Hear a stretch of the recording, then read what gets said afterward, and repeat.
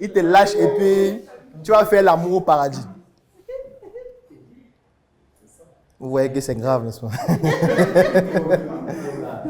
Je déconseille formellement l'utilisation des produits aphrodisiaques si ce n'est pas formellement indiqué par un professionnel de santé pour résoudre un problème précis, identifié, diagnostiqué et contrôlé. Parce qu'on doit même contrôler son usage. Aujourd'hui, ce qui est grave, c'est que quelqu'un peut se lever, il va à la boutique, il achète un produit aphrodisiaque, il consomme parce qu'il veut montrer à une fille qu'il est fort. Linda a dit tout à l'heure, moi je ne connais pas une fille qui est morte au lit. Je ne connais pas. Depuis que je suis né, je ne connais pas une fille. On a dit qu'il y a une fille là qui s'appelait Raïssa. Elle couchait avec un gars et elle est morte. Je ne connais pas. Par contre, les hommes qui sont morts, c'est chaque soir. Les préfets meurent. Les footballeurs meurent. Les présidents tombent. Les pasteurs, les veines se coupent, ils tombent, ils meurent. Et comme Malox disait, ce n'est pas parce que tu meurs qu'elle va arrêter de faire. C'est pour ça que j'aime Malox. Parce qu'en fait, il est le reflet de la société, crade comme elle est. Ce n'est pas parce que tu meurs que quand le deuil... Parce que parfois, elle va se consoler en gnoxant avec quelqu'un pendant les obsèques. Tu vois un peu, non? Donc, tu prends un produit pour être fort. Quand tu montes sur elle, tu meurs. Pendant qu'on t'enterre, elle gnoxe avec quelqu'un d'autre pendant les obsèques. Tu vois que tu es mort bêtement, non? Pour rien. Il meurt pour rien. Il meurt pour rien. Donc, la pornographie, c'est l'un des dangers de notre société, surtout lorsqu'on essaye de s'identifier à ce qui se passe dans ces films. C'est valable pour les hommes comme pour les femmes. Sachez que si vous avez un partenaire qui a un gros pénis, c'est un danger s'il ne sait pas l'utiliser. Ça ne veut pas dire qu'il faut se séparer. Ça veut dire qu'il faut dialoguer, il faut s'expliquer pour mieux s'expliquer. Parce que si vous avez un partenaire, là je parle aux femmes, qui a un gros pénis et ne sait pas l'utiliser, et il voit le porno tout le temps, et il sait que pour que tu sois satisfaite, il faut qu'il te mette en levrette et qu'il te pénètre profondément pour que tu ressentes que c'est le mâle dominant. En fait, ce qui va se passer, c'est quoi? C'est qu'il va perforer ton utérus. C'est ce qui va se passer. Ça va créer une hémorragie interne et puis la suite, ce sera RIP. Parce que là, effectivement, tu pourras mourir pendant un rapport sexuel, réellement.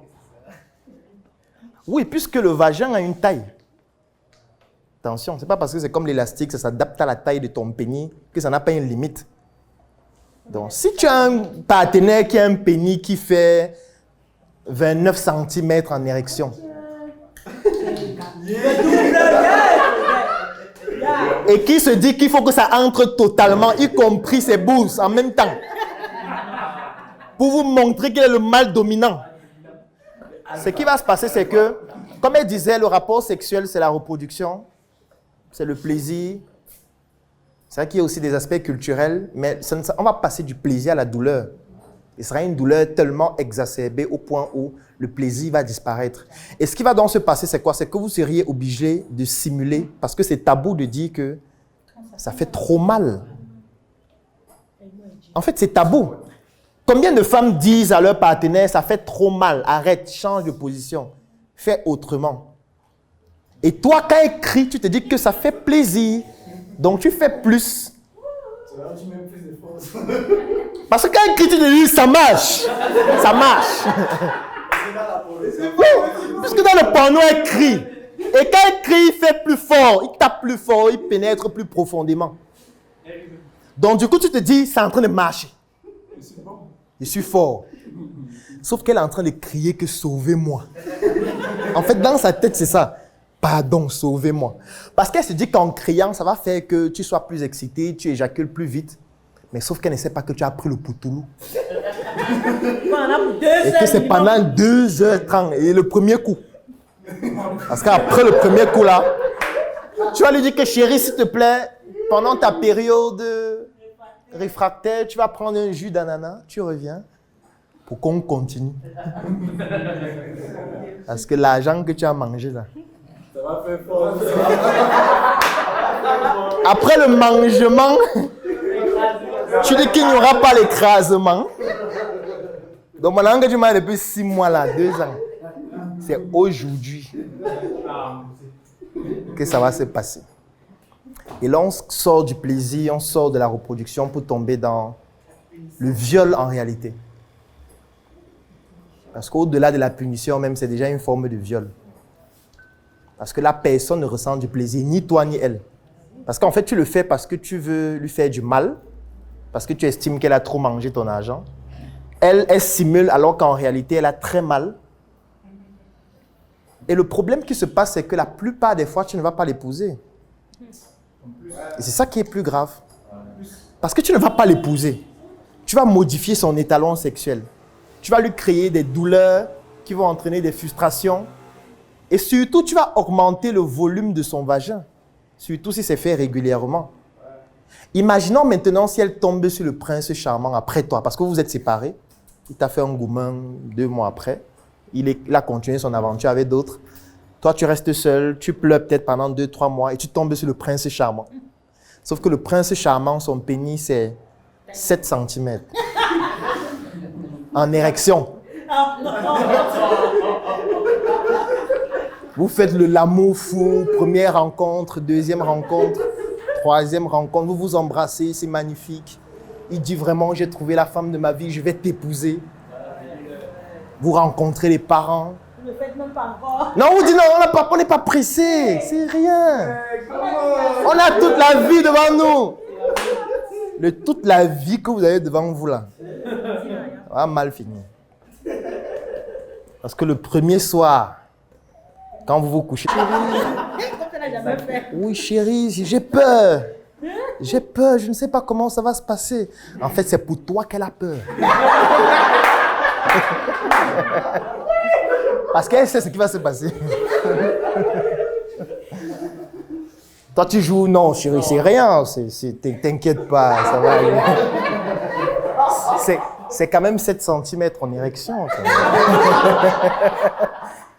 C'est pas grand-chose.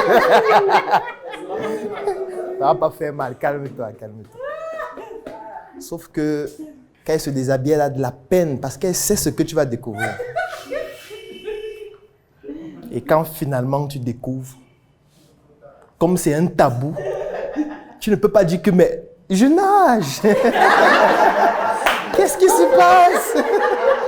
C'est trop bon, je nage.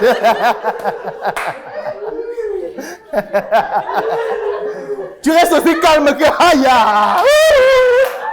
Ma part est venue, mon ami. Les parents ont déjà vu, on a déjà doté. Le mariage, c'est la semaine prochaine. Vous allez vous marier. Si ce n'est pas déjà le cas. On fait quoi maintenant? On divorce. En fait, dans tout ce que j'explique, ça paraît rigolo, n'est-ce pas? Ça fait rire, non? Sauf que c'est réel. Ce n'est pas un court-métrage que je suis en train de raconter. C'est réel, tout est réel. On n'est pas dans le tournage d'un clip. Tout est réel. La mission est simple. Voici une arme capable de changer le mindset du continent africain. Détruire l'obésité de l'inconsistance intellectuelle dans laquelle se cache le coffret VIP. Il possède une arme contenant 200 heures de formation et 8 ans d'expérience entrepreneuriale. Recevez le pouvoir de devenir une meilleure version de vous-même.